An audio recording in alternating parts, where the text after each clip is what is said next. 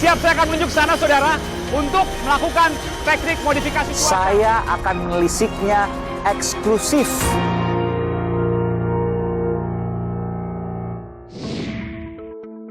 Saudara, kontroversi tes wawasan kebangsaan TWK KPK terus bergulir. Kali ini datang dari lembaga independen negara, Ombudsman Republik Indonesia. Ada data yang janggal. Temuan ini adalah terkait dengan maladministrasi. Di antaranya, tanggal mundur kejadian rapat pada bulan April, namun ditandatangani pada bulan Januari, 3 bulan sebelumnya. Benarkah ada indikasi pemalsuan data? Saudara, saya Aiman Wicaksono. Saya akan menelusurinya untuk mencari jawaban tuntas. Ikuti saya.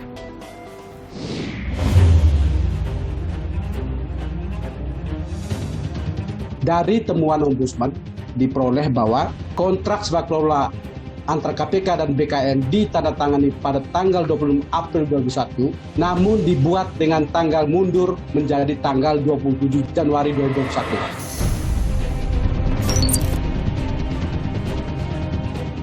Tidak pernah ada keputusan KPK yang diambil dengan keputusan individu ataupun karena desakan seseorang. Pimpinan KPK adalah kolektif kolegial, sehingga seluruh keputusan yang diambil adalah bulat.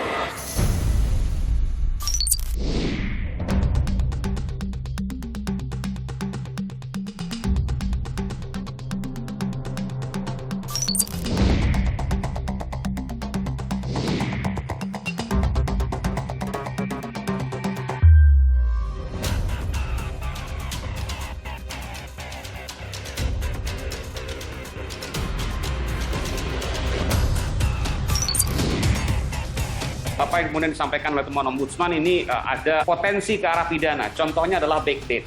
MOU yang disepakati pada bulan April ya, pada 26 April, lalu kemudian ditandatangani pada bulan Januari. Ada tanggal mundur. Memang ada tanggal mundur. Jadi Dewas mengakui bahwa memang ada tanggal mundur ya, Bu?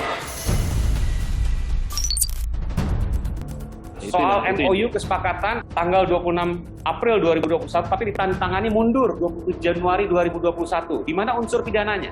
Nah, ketika tanggal mundurnya itu tidak sesuai dengan tanggal pada saat penandatanganan, dan itu bisa dibuktikan dengan suratnya tadi, ya, perjanjiannya atau MOU-nya, dan juga bisa dibuktikan dengan saksi yang memproses surat tersebut, maka itu sudah juga termasuk rumusan dalam membuat surat palsu itu tadi. Saudara, saya merangkum sejumlah informasi terkait kisruh tes wawasan kebangsaan TWK KPK. Baik dari sisi KPK maupun dari sisi Dewan Pengawas KPK ataupun dari Lembaga Independen Republik Indonesia, Ombudsman. Berikut informasinya.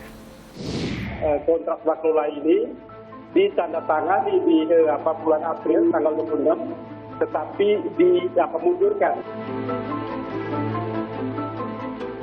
TWK Anda yang usulkan? Kalau kalimat mengusulkan pertama kali, itu juga perlu diluruskan. Tidak ada peran individu yang dominan. Ketua KPK, Bapak Firly Bahuri, secara tegas dan jelas mengatakan TWK itu tidak berkonsekuensi lulus atau tidak lulus.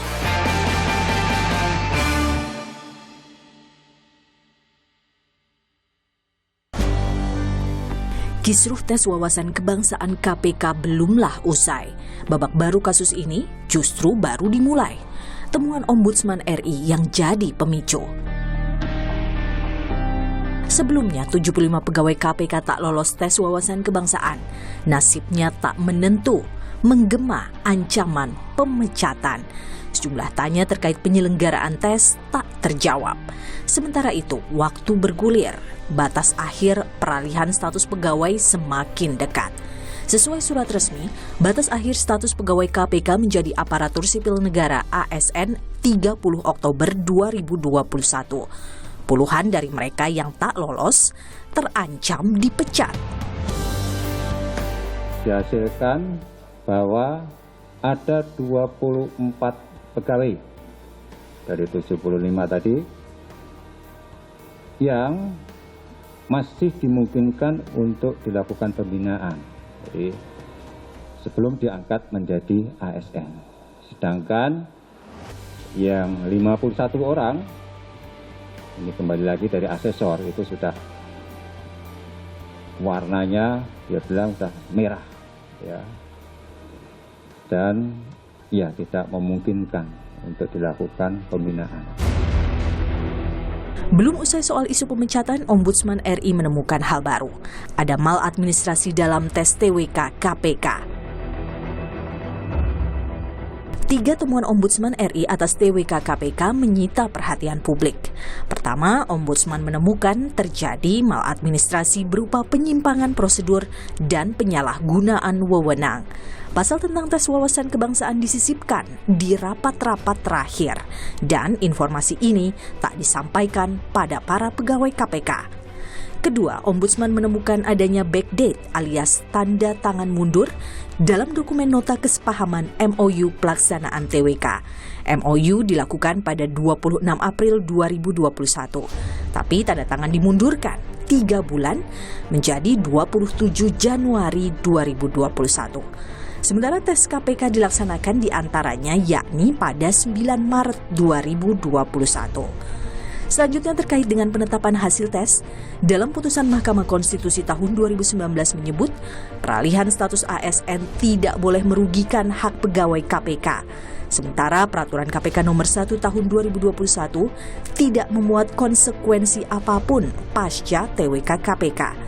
Lalu muncul peraturan terbaru, yakni Surat Keputusan KPK nomor 625 tahun 2021. Isinya membebas tugaskan 75 pegawai yang tak lulus TWK. Nah, itu setelah tahap proses penyusunan perkom, kemudian tahap 2 adalah terkait dengan pelaksanaan asesmen TWK yang didahului oleh, tentu saja karena ini BKN itu bekerja sama dengan KPK dalam menyelenggarakan asesmen ini, maka kemudian ada kerangka kerja yang perlu disepakati, dan kerangka kerja itu termasuk pembiayaan itu tertuang dalam MOU dan kontrak prakelola. Sayangnya adalah kontrak prakelola ini ditandatangani di bulan April tanggal 26, tetapi mundurkan pemberlakuannya sejak Januari. Dan yang tidak kalah penting, Mas Aiman, pelaksanaan TWK-nya sendiri itu dilaksanakan di tanggal 9 Maret. Jadi ada satu tanggal yang dimundurkan, kemudian kedua adalah pelaksanaan kegiatan sendiri itu berarti belum ada. Tak berselang lama, Dewan Pengawas KPK bersuara menjawab dugaan pelanggaran kode etik pimpinan KPK dalam penyelenggaraan TWK. Dewas menyatakan belum ada pelanggaran kode etik atas pelaksanaan TWK karena tak cukup bukti untuk menyidangkan. Sehingga tidak benar dugaan pasal tes wawasan kebangsaan merupakan pasal yang ditambahkan oleh Saudara Firly Bahuri dalam rapat tanggal 25 Januari 2021. Berdasarkan pertimbangan tersebut, maka dugaan pelanggaran kode etik dan pedoman perilaku sebagaimana dilaporkan melanggar nilai integritas pasal 4 ayat 1 huruf A Perdewas nomor 2 tahun 2020 tidak cukup bukti. Bagaimana kelanjutannya? Bagaimana bila ada 2 keputusan yang berbeda hasil? Bagaimana pula nasib KPK ke depan? Aiman mengupasnya.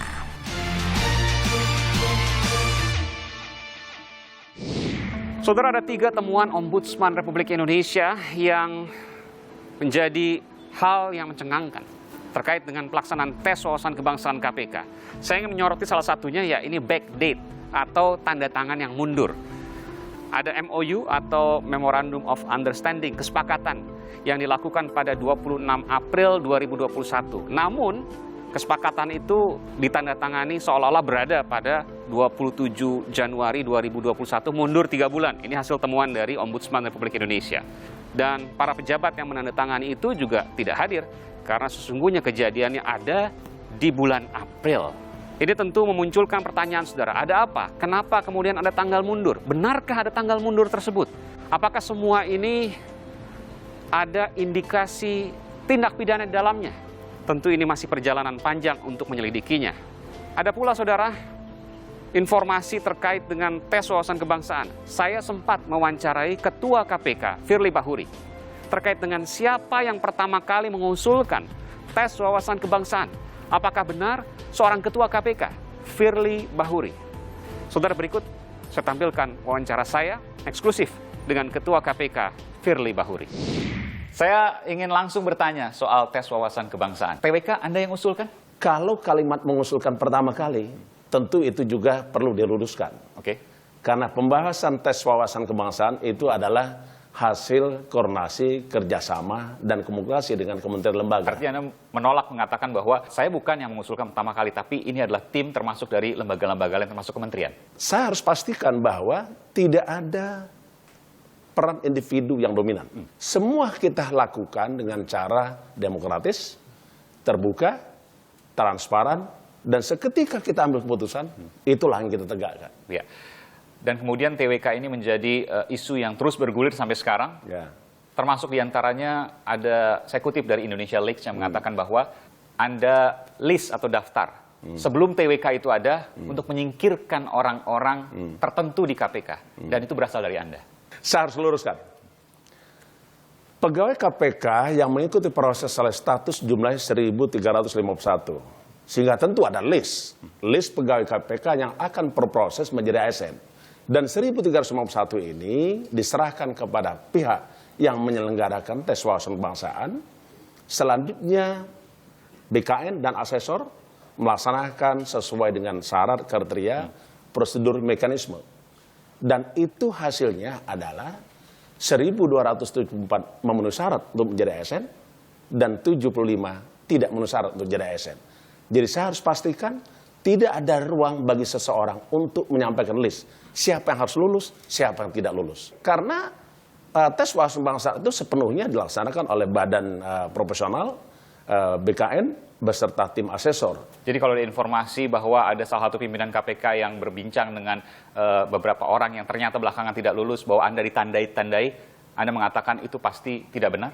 Yang tidak memenuhi syarat, itu jumlahnya 75. Ya. Itu tersebar di seluruh kedeputian dan sekjen.